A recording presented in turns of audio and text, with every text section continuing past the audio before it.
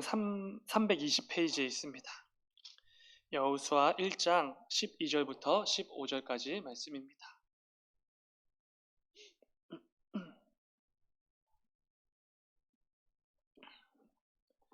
다 찾으신 줄 믿고 우리 한 절씩 교독하고 마지막 15절을 함께 읽겠습니다. 제가 먼저 읽겠습니다. 여호수아가 또 루벤 지파와 갓 지파와 므낫세 반 지파에게 말하여 이르되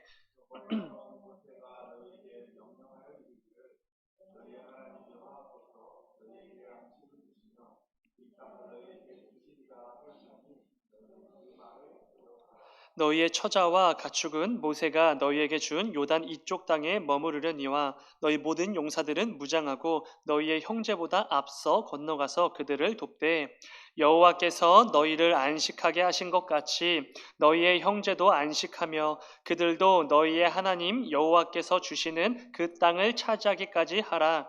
그리고 너희는 너희 소유지 곧 여호와의 종 모세가 너희에게 준 요단 이쪽 해에 돋는 곳으로 돌아와서 그것을 차지할지니라. 아멘. 아멘. 잠시 기도하겠습니다. 저녁에 들어진 예물이 있습니다. 최대승 김윤경 지사님, 주연이 한이 가정에서 1,000번째 예물 드렸습니다. 최대창 9번 중 성도님 가정에서 1,000번째 예물 드렸습니다. 잠시 기도하겠습니다. 사랑하는 주님, 감사합니다. 아버지 주님께서 허락해 주신 또 귀한 한 주간의 삶 가운데 또 그 가운데 또 중반에 이르렀습니다. 아버지 또 지난 또 하루하루를 돌이키면서 아버지 우리가 하나님께서 기뻐 여기시지 않으시는 그런 모습과 말을 내뱉지는 않았는지 이 시간 하나님 앞에 회개하며 나아갑니다. 아버지 이 시간 우리를 예배의 자리로 또 한 번 불러주셨으니 이 시간 말씀과 또 찬양과 기도의 시간을 통하여서 하나님께서 우리에게 원하시는 그 삶의 열매들이 무엇인지 분명히 깨닫고 또 남은 한 주간의 삶의 자리로 나아가는 우리 모두가 될 수 있도록 인도하여 주시옵소서. 또한 오늘도 드려진 예물 가운데 담긴 아버지 기도 제목들이 있습니다. 아버지 우리가 그 형편과 그 상황들을 다 알 수는 없사오나 하늘의 아버지께서 모든 것들을 다 아시오니 이 예물에 담겨진 그 기도의 제목들 주님 기억하여 주시고 또 그 가운데 속히 응답하여 주시옵소서. 주님 감사합니다. 거룩하신 예수님의 이름으로 기도드렸습니다. 아멘. 함께 읽은 말씀을 가지고 먼저 누린 자들의 책임 이런 제목으로 함께 말씀을 나누도록 하겠습니다. 밑에 보시면 부제목이 있습니다. 받은 은혜에 합당한 삶, 이것도 이제 하나의 또 주제라고 생각하시고 오늘 말씀을 들으시면 될 것 같습니다. 오늘 본문 말씀은 그 위대한 이스라엘의 지도자였던 모세의 뒤를 이어서 여호수아가 새로운 이스라엘의 지도자가 된 후에 그가 이루었던 어떤 하나의 업적 사건에 대해서 말해주고 있습니다.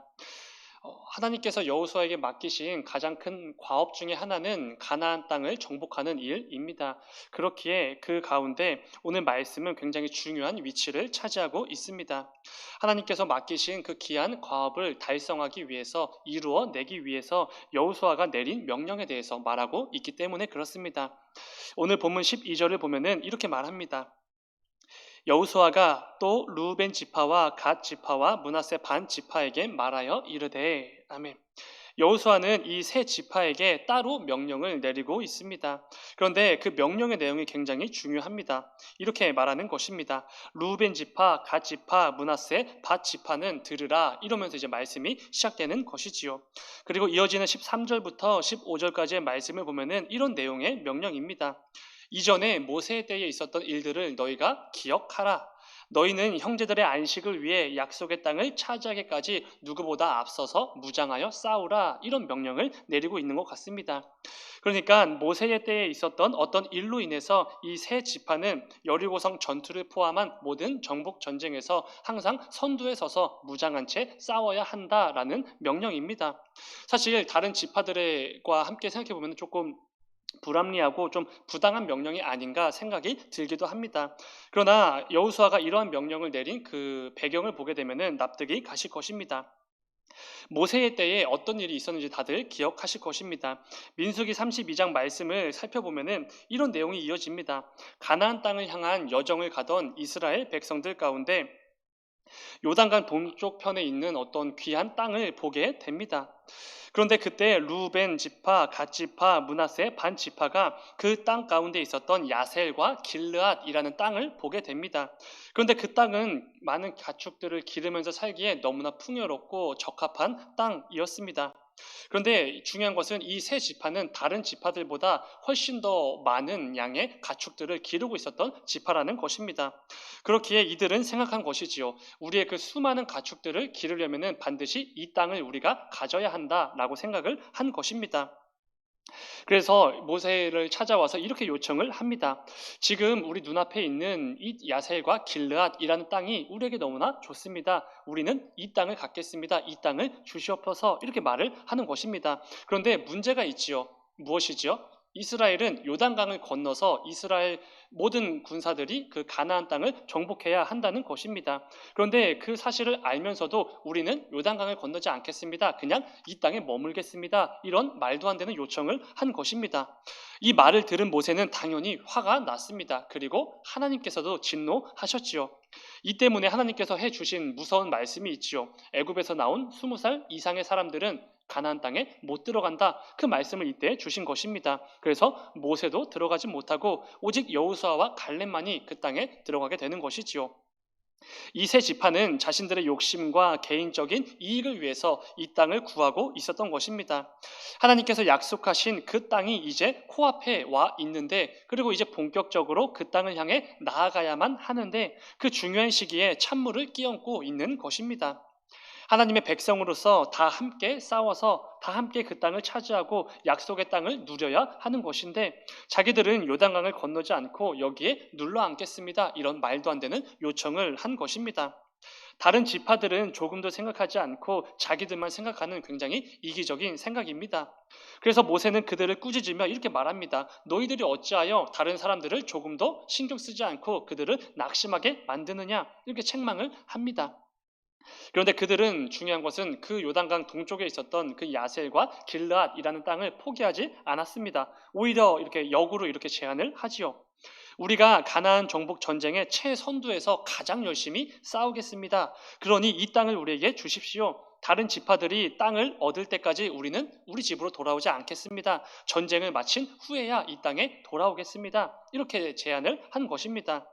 결국 모세는 그들의 제안을 수락하고 그렇게 하도록 허락을 합니다.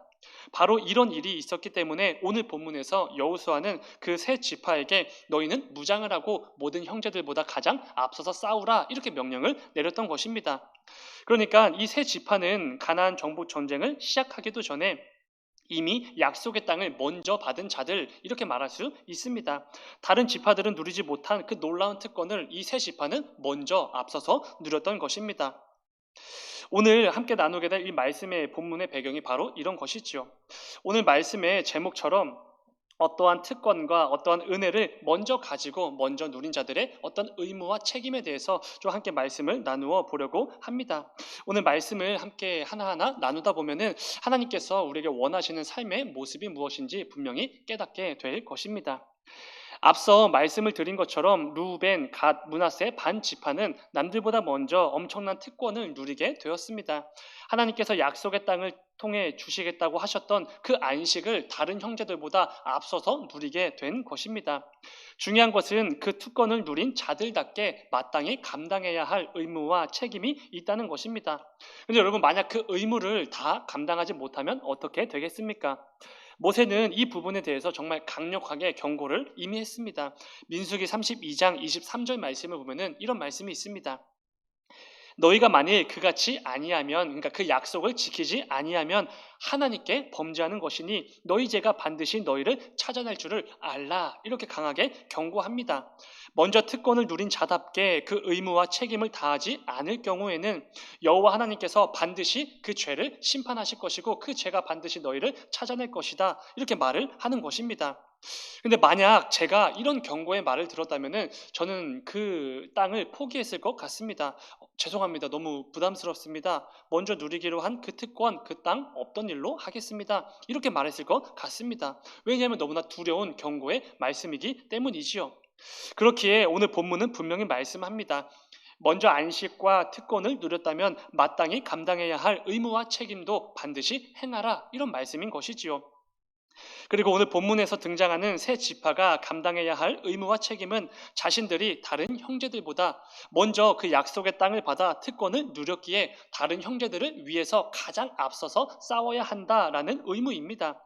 여호수아는 14절에서 이렇게 말합니다. 하반절을 보시면은 너희 모든 용사들은 무장하고 너희의 형제보다 앞서 건너가서 그들을 돕되. 그러니까 자신들을 위해서가 아니라 형제들을 위해서 가장 앞서서 싸우라, 이런 말이죠. 싸울 준비를 마치고 반드시 다른 지파들보다 앞서서 싸우라는 것입니다. 그런데 언제까지 그렇게 하라고 명령하지요? 이어지는 15절 앞에 부분 말씀을 보면은 여호와께서 너희를 먼저 안식하게 하신 것 같이 너희의 형제도 안식하며 그들도 너희의 하나님 여호와께서 주시는 그 땅을 차지할 때까지 그렇게 하라, 이런 명령인 것입니다. 너희들이 먼저 안식을 누린 것처럼 다른 형제들도 안식을 누릴 때까지 그 의무를 다하라, 이런 말씀입니다. 이것이 먼저 안식을 누리는, 그리고 놀라운 특권을 먼저 가진 자들의 의무와 책임인 것입니다. 그들은 먼저 받은 자들로서 마땅히 해야 할 일들이 있었던 것이지요. 그리고 그렇게 하지 않을 경우 아까 엄히 경고했던 그 메시지가 자신들에게 다가오는 것입니다. 이것은 오늘날을 살아가는 우리 모든 성도들에게도 동일하게 적용이 되는 말씀입니다. 만약 내가 다른 사람들보다 더 누리는 것이 있다면, 다른 사람들보다 더 먼저 여유가 있고 풍요롭게 누리는 부분들이 있다면 우리는 반드시 그에 따른 책임과 의무를 져야 한다는 것입니다. 그냥 거저 주어진 게 절대로 아니라는 것이지요. 그 가운데 몇 가지만 좀 나누어 보면은 가장 기본적이고 그리고 우리에게 항상 큰 걸림돌이 되는 부분입니다. 바로 재물이지요. 우리는 재물이 늘 부족하다고 여깁니다. 조금만 더 있으면 좋겠다라고 여기지만 조금 더 생기면 곧바로 또 이렇게 생각하죠. 조금만 더 있으면 좋겠다. 그런데 조금만 더 생각해 보면은 너무나 부족한 것 같은 내 재물도 충분히 여유롭다는 것을 깨닫게 되는 것입니다. 사실 대부분의 경우는 남을 도울 형편이나 여유가 없는 그런 처지가 아니라 남들보다 많은 재물들을 누림으로써 마땅히 감당해야 할 의무와 책임의 자리, 사실 우리가 그런 경우일 경우가 너무나 많이 있는 것이지요. 하나님께서 우리에게 재물을 여유롭게 허락해 주신 이유는 다른 게 아닙니다. 하나님의 은혜를 먼저 경험한 자로서 내가 감당해야 할 의무와 책임을 다하라는 것입니다. 재물을 통해서. 내가 하나님께 받은 재물을 가지고 내 주변에 이 세상에 하나님의 공평을 좀 드러내고 하나님의 공급하심과 일하심의 역사를 내가 가진 재물로 드러내는 것, 이게 바로 우리에게 재물을 조금 더 주신 이유입니다. 그저 내 욕심과 내 이익을 위해서 내게 주어진 재물을 사용하는 것은 절대로 지혜로운 것이 아닙니다. 그리고 하나님의 의도와도 당연히 맞지 않겠지요. 잠언서 말씀을 보면은 이런 귀한 말씀이 있습니다. 14장 24절. 지혜로운 자의 재물은 그의 면류관이요 미련한 자의 소유는 다만 미련한 것이니라. 아멘. 굉장히 두려운 말씀입니다. 재물을 지혜롭게 사용하는 자는 그 재물이 그의 면류관이 될 것이지만 미련하게 재물을 사용하는 자의 재물은 다만 미련한, 정말 아무것도 아닌 것이다, 이렇게 말씀합니다. 하나님께서 우리에게 재물을 허락해 주실 때는 우리가 미련한 자가 좀 돼봐라 이렇게 주신 게 당연히 아닐 것입니다. 오히려 그 재물들을 허락해 주신 이유는 그 재물을 나의 면류관으로 삼으라, 이걸 위해서 주신 것이지요. 고대 근동에는 재물에 따라서 신의 축복을 받았는지 저주를 받았는지 판단했습니다. 부자는 신의 축복을 받은 사람이고 가난한 자는 축복을 받지 못한 사람이라고 여겼습니다. 그러나 우리 주님께서 이 땅에 오셔서 그 모든 사상들, 신념들을 깨뜨려 버리시지요. 마태복음 5장 3절을 보시면은 이런 말씀이 있습니다. 심령이 가난한 자는 복이 있나니 천국이 그들의 것이다, 이렇게 말씀해 주셨습니다. 부자는 당연히 신의 축복을 받은 사람인 줄 알았는데, 그런데 재물이 많고 재물이 적고 이게 중요한 게 아니라 그 사람의 마음이 중요하다, 이렇게 말씀해 주신 것입니다. 심령이 가난한 자들, 천국이 그들의 것이다. 그러면서 부자들이 가진 재물의 위험성에 대해서도 수없이 경고해 주셨습니다. 마태복음 19장을 보면은 너무나 유명한 구절이 있지요. 23절과 24절입니다. 제가 읽겠습니다. 예수께서 제자들에게 이르시되 내가 진실로 너희에게 이르노니 부자는 천국에 들어가기가 어려우니라. 다시 너희에게 말하노니 낙타가 바늘기로 들어가는 것이 부자가 하나님의 나라에 들어가는 것보다 쉬우니라 하시니. 아멘. 우리 주님께서는 부자들은 사실상 천국에 들어갈 수 없다 이렇게 말씀하신 것과 다르지 않습니다. 낙타가 바늘기로 들어갈 수 없기 때문입니다. 그렇다면 부자들은 천국에 절대로 들어갈 수 없다 이런 말씀을 하신 것이겠습니까? 당연히 그렇지 않지요. 우리 주님은 지금 재물이 많고 적고를 떠나서 이것들을 말씀하시는 것이 아니라 그 재물을 지혜롭게 사용하느냐 미련하게 사용하느냐 이것을 지적하고 계시는 것입니다. 하나님께서 그 재물을 허락해 주실 때 그 안에 담아두신 그 의도대로 지혜롭게 사용하는지 아니면 그저 자기 욕심과 이익을 위해서만 미련하게 사용하는지 여기에 달려 있다고 말씀해 주시는 것입니다. 다만 부자들은 자신이 가진 그 많은 재물들 때문에 지혜롭게 사용하는 게 너무나 어렵습니다. 대부분은 미련하고 하나님의 의도와는 전혀 다르게 사용하기 때문입니다. 부자들의 많은 재물로 인한 위험성을 엄하게 경고해 주신 것이지요. 예수님을 찾아왔던 부자 청년을 기억해 보시기 바랍니다. 누구보다 이 사람은 예수님의 제자가 되기에 정말 적합한 조건들을 갖춘 청년이었습니다. 그런데 결국에는 자신에게 있었던 그 많은 재물로 인하여서 근심하며 예수님을 떠나갔던 사람, 그게 바로 부자 청년입니다. 사랑하는 여러분, 우리는 하나님으로부터 재물에 대하여 이미 은혜를 입었습니다. 우리에게 필요한 것 정말 알맞게 공급해 주셨고 때로는 더 여유롭게 공급해 주셨음을 우리는 분명히 알고 있습니다. 그런데 중요한 것은 이 재물의 은혜를 먼저 입은 우리들에게 감당해야 될 책임과 의무가 있다는 것이지요. 그것은 나보다 재물을 누리지 못하는 자들에게 하나님께서 얼마나 역사하시는지 여전히 살아계신 분이신지를 드러내야 한다는 것입니다. 그들을 위해서 루벤 지파를 비롯한 그 세 지파처럼 앞장서서 우리가 감당해야 될 일들이 있다는 것이지요. 최선두에서 저와 여러분이 해야 될 일이 분명히 있는 것입니다. 하나님께서 허락해 주신 그 재물을 지혜롭게 사용하는 그 부분을 통해서 내게 주신 그 재물에 담긴 하나님의 의도대로 재물을 잘 사용하는 것, 이게 정말 지혜로운 성도입니다. 물질적으로 어려움을 당하는 자들이나 힘든 형편에 처한 이웃들이 있다면 그들을 위해 내가 반드시 해야 될 일들이 있는 것이지요. 내게 주어진 재물을 가지고 내가 속한 주변과 이 세상 속에서 하나님께서 얼마나 공평과 정의로우신 분이신지 마음껏 드러내는 우리가 되기를 소망합니다. 또한 나에게 주어진 그 재물의 은혜를 통해서 그 가운데 하나님의 은혜가 얼마나 궁휼하심과 그 풍성하신 분이신지를 마음껏 드러내는 저와 여러분이 되기를 간절히 소망합니다. 또 한 가지를 나눠보면은 그것은 복음입니다. 복음. 저와 여러분이 받은 많은 은혜들이 정말 넘쳐나지만 물론 재물이나 어떤 직장이나 자녀들이나 가정도 충분히 너무나 귀한 은혜들이지만 가장 큰 은혜는 바로 이 복음일 것입니다. 그 누구보다 먼저 받아서 누리고 있는 그 은혜의 복음 말입니다. 영원한 사망에서 영원한 생명으로 옮겨진 그 구원의 기쁜 소식을 우리는 먼저 받아서 지금 이렇게 누리고 있습니다. 이것은 여러분 얼마나 체감하실지 모르겠지만 말도 안 되게 엄청난 특권입니다.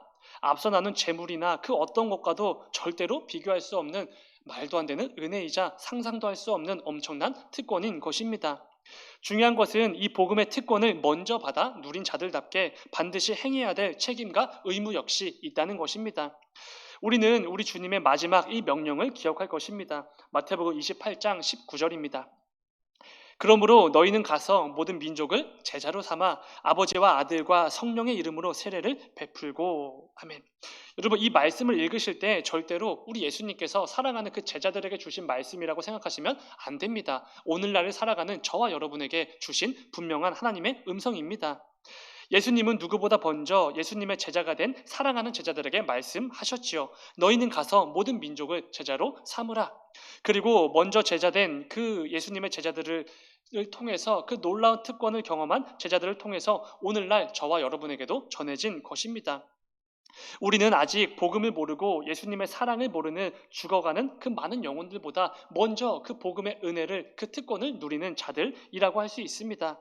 그렇기에 이 놀라운 은혜를 먼저 경험한 자들로서, 이 특권을 먼저 누리게 한 자들로서 우리가 행해야 될 책임과 의무 역시 당연히 있는 것이지요. 바로 어떤 것이겠습니까? 간단하지요. 복음 전파일 것입니다.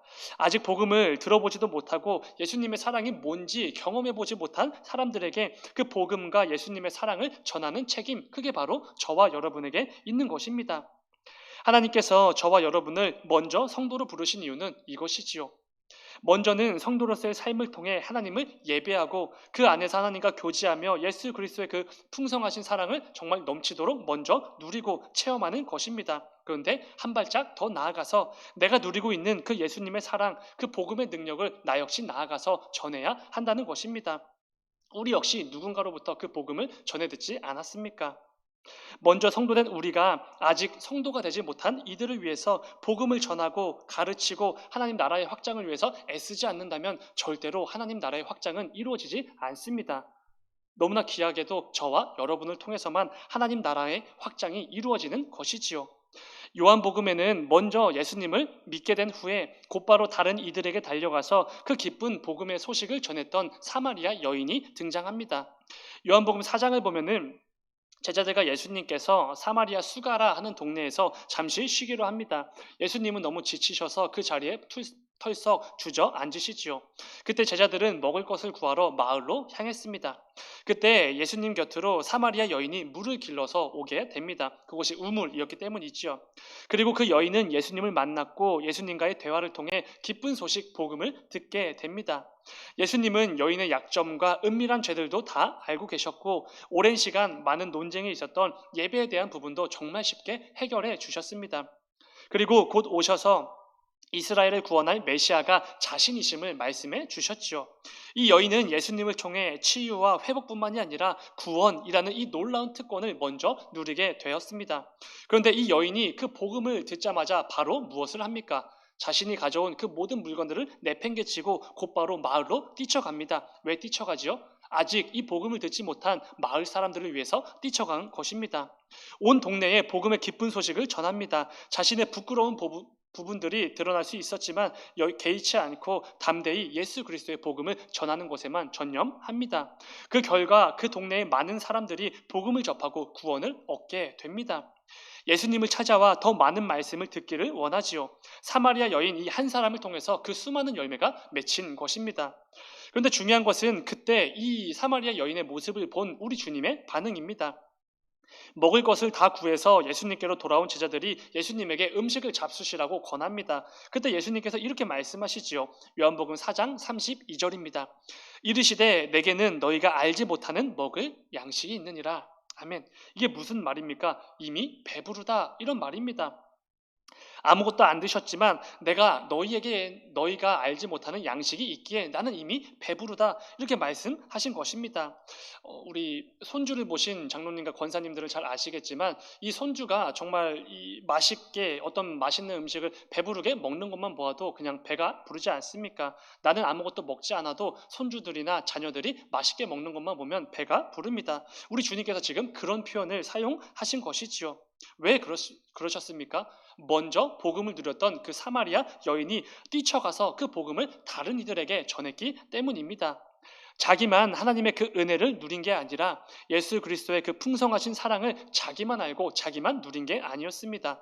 먼저 그 은혜와 사랑을 받은 자답게 다른 이들에게 달려가서 복음을 전하고 그들도 그 은혜와 사랑을 누릴 수 있게 해 주었기 때문입니다.